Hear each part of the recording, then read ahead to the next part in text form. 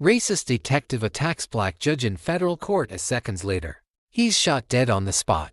Washington, D.C. Chaos erupted inside a federal courtroom Tuesday morning when a disgraced former detective launched a violent attack against a sitting black federal judge, resulting in a swift and fatal response from court security officers.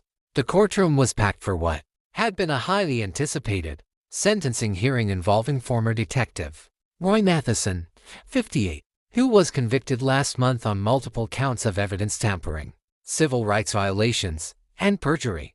Matheson, who served nearly 30 years with the Metro Police Department, had gained notoriety for a pattern of racially discriminatory arrests that came to light after an internal whistleblower investigation. Presiding over the sentencing was U.S. District Judge Clarissa Warren, the first black woman appointed to the bench in the district. Just minutes into the proceeding, after Judge Warren denied Matheson's last-minute request for leniency, he suddenly lunged over the defense table, shouting racial slurs as he rushed toward the bench. He screamed something hateful and then ran like he'd lost his mind, said one witness, who requested anonymity. It was like time froze. Then everyone started screaming.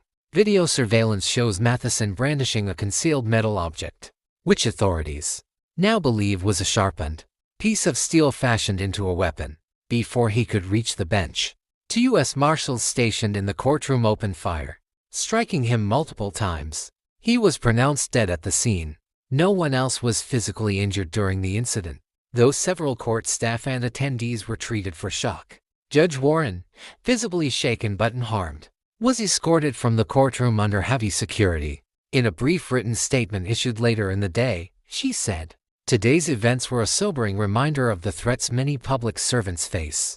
I remain committed to upholding justice without fear or favor." Federal authorities confirmed that Matheson had made veiled threats against Judge Warren in letters from jail and had been under increased surveillance. However, the ease with which he concealed a weapon and breached the courtroom floor is now raising serious questions about security protocols.